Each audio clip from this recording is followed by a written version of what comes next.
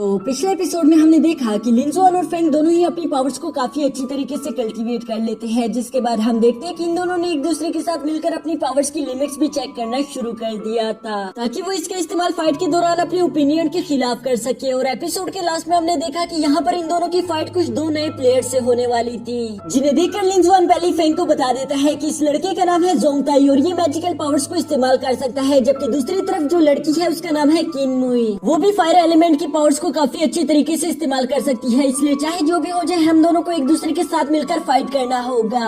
अब आगे next episode बिल्कुल उसी सीन से शुरू होता है जहाँ लिंजुआन की सारी बातें सुनने के बावजूद भी फेंग उस पर जरा सा भी ध्यान नहीं देता, बल्कि वो अपनी पावर्स को अकेले ही एक्टिवेट करके आगे फाइट करने के लिए चला जाता है, जो देखकर अब लिंजुआन के पास भी और कोई रास्ता नहीं बचता सिवाय इसके कि वो भी फेंग की मदद करने के लिए उसके पीछे चला जाए। और वो बिल्कुल ऐसा ही करता है। जबकि दूसरी तरफ हम देखते हैं कि किनमुई इन दोनों को अपनी तरफ इस तरह से आता हुआ देखकर काफी ज्यादा खुश हो गई थी। वो कहती है कि चलो हम दोनों को अपना प्लान शुरू कर देना चाहिए, जिस पर हम देखते हैं कि जोंगताई इनके अटैक्स इन्हीं पर रिवर्स कर देता है, जबकि दूसरी तरफ किनमुई अपने फायरबॉल अटैक से करके लिंजुआन को उसमें फंसा देती है।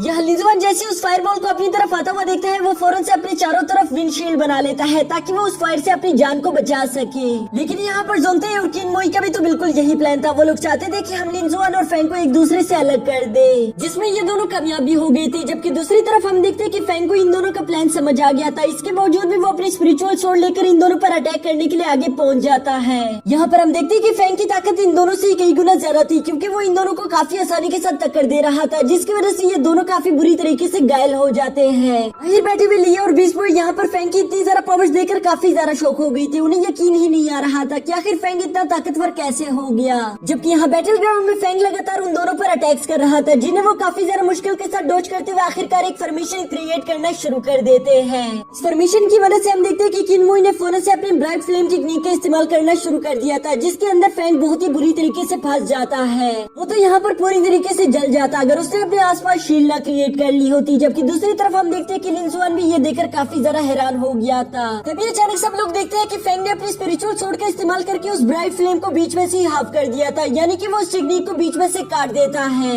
जो देखकर जोंगताई और किनमुई दोनों को यकीन नहीं आ रहा था। वो कहते हैं कि हमारी सिक्स ऑर्डर फॉर्मेशन टेक्निक को आखिर इसने इतनी आसानी के साथ कैसे काट दिया। जबकि दूसरी तरफ हम देखते हैं कि फेंग को अब थोड़ा बहुत रियलाइज हो गया था कि मुझे लिंजुआन की मदद लेनी होगी ताकि हम इन दोनों को हरा सके। और इसलिए हम देखते हैं कि उसने फौरन से लिंजुआन को अपने सामने समन कर लिया था, जिसके बाद वो अपनी एनर्जी उसके साथ शेयर करना शुरू कर देता है ताकि वो अपनी थंडरबोल्ट टेक्निक को एक्टिवेट कर सके। और यहाँ साथ ही साथ हम ये भी देखते हैं कि लिंजुआन भी बिल्कुल ऐसा ही कर रहा था। वो अपनी थंडरबोल्ट टेक्निक को एक्टिवेट करते हुए उन दोनों पर थ्रो कर देता है, जिसकी वजह से वहाँ पर एक बहुत बड़ा ब्लास्ट हो गया था। इस ब्लास्ट का प्रेशर इतना ज्यादा हाई था कि वो दोनों इसे झेल नहीं पाते, जिसकी वजह से हम देखते हैं कि वो दोनों वहीं पर हार कर नीचे गिर गए थे। और इसी के साथ लिंजुआन और फेंग इस फाइट को जीत जाते हैं। जबकि दूसरी तरफ बाहर बैठे हुए लोग ये देखकर काफी ज्यादा हैरान हो गए थे। उन्हें यकीन नहीं आ रहा था कि आखिर ये फाइट इतनी जल्दी कैसे खत्म हो गई। यहाँ इस राउंड को जीतने के बाद हम देखते हैं कि वो दोनों ग्राउंड से बाहर जा रहे थे। जबकि दूसरी तरफ बाईचेन को भी इस सब के बारे में मालूम हो चुका था कि इन दोनों ने फाइनल तक खुद को क्वालिफाई कर लिया है। वो इन दोनों को रास्ते में रोककर मुबारकबाद देते, साथ ही साथ ये भी कहता है कि अब तुम दोनों मैग्नम को हराने तक पहुँच चुके हो, लेकिन अभी भी तुम लोग मुझे नहीं हरा सकते।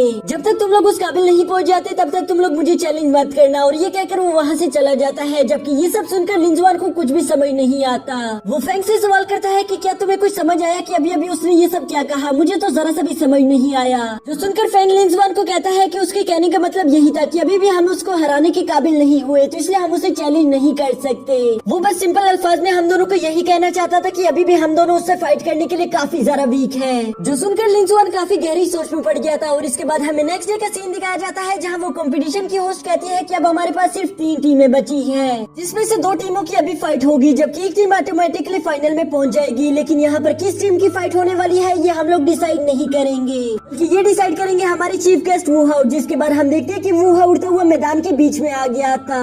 उसके आसपास वो 3 टीमें काफी तेजी के साथ घूम रही थी, जिसमें से वो सबसे पहले बाईचेन की टीम को सिलेक्ट कर लेता है। ये देखकर लिंजुआन और वहाँ पर मौजूद सारे लोगों के लिए काफी ज्यादा सस्पेंस क्रिएट हो गया था। वो लोग नहीं जानते थे कि अगली टीम कौन सी सिलेक्ट होगी। जबकि दूसरी तरफ हम देखते हैं कि लिंजुआन काफी ज्यादा डर रहा था। वो दिल ही दिल में दुआ करता है कि काश वो हमारी टीम ना हो, क्योंकि वो इतनी जल्दी बाइचेन के साथ फाइट करना नहीं चाहता था। वो जानता था कि बाइचेन के साथ फाइट करना काफी ज्यादा मुश्किल होगा। तभी अचानक हम देखते कि वो हमने वहाँ पर उस स्नेक टीम को सिलेक्ट कर लिया था जिसकी फाइट बाइचेन से होगी, और ये देखकर लिंजुआन काफी ज्यादा खुश हो जाता है। जबकि दूसरी तरफ उस स्नेक लाइन के लोगों को ये बिल्कुल भी अच्छा नहीं लगता। वो लोग नहीं चाहते थे कि हमारी फाइट बाइचेन के साथ हो जाए, पर अब यहाँ पर जब उनका नाम सेलेक्ट हो चुका है तो उनके पास और कोई रास्ता नहीं बचा सिवाय इसके कि वो लोग बाइचेन की टीम के साथ फाइट करें। इसलिए हम देखते हैं कि वो दोनों टीमें एक दूसरे के साथ फाइट करने के लिए मैदान में आ जाती है, जहाँ पर वो होस्ट कहती है कि चलो तुम दोनों फाइट शुरू करो। ये सुनते साथ ही हम देखते हैं कि उस स्नेक लाइन के लोगों ने सबसे पहले खुद को दो बड़े बड़े स्नेक्स में कन्वर्ट कर लिया था, जो कि दिखने में काफी ज्यादा खतरनाक और खौफनाक लग रहे थे।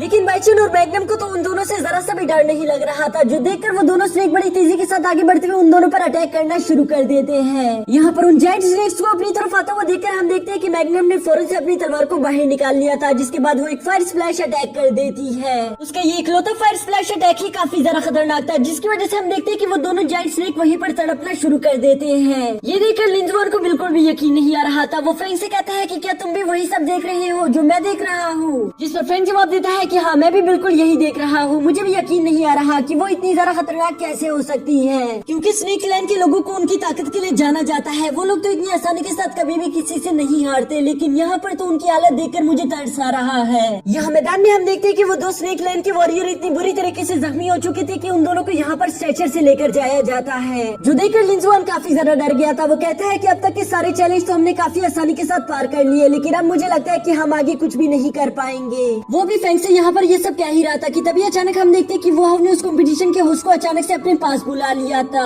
जिसके बाद वो धीरे से उसे कुछ बता देता है, जो सुनने के बाद हम देखते हैं कि वो कंपटीशन के होस्ट दोबारा से मैदान में आकर एक ऊंची सी अनाउंसमेंट कर देती है। वो इस अनाउंसमेंट में बताती है कि यहाँ पर स्नेक लाइन की टीम हार चुकी है, यानी कि वो लोग आगे यहाँ पर फाइट नहीं कर सकते, जिसका साफ साफ मतलब यही बनता है कि अब बाइचेन और मैग्नम की टीम की फाइट होगी लिंजुआन और फेंग से, जो सुनकर फेंग और लिंजुआन काफी ज्यादा शॉक हो गई थी। जबकि दूसरी तरफ हम देखते हैं कि बाइचेन लिंजुआन से कहता है कि चलो मैदान में आ जाओ, मैं देखना चाहता हूँ कि तुमने खुद को कितनी अच्छे से इम्प्रूव किया है। जिसके साथ ही हमारा ये एपिसोड यहीं पर खत्म हो जाए।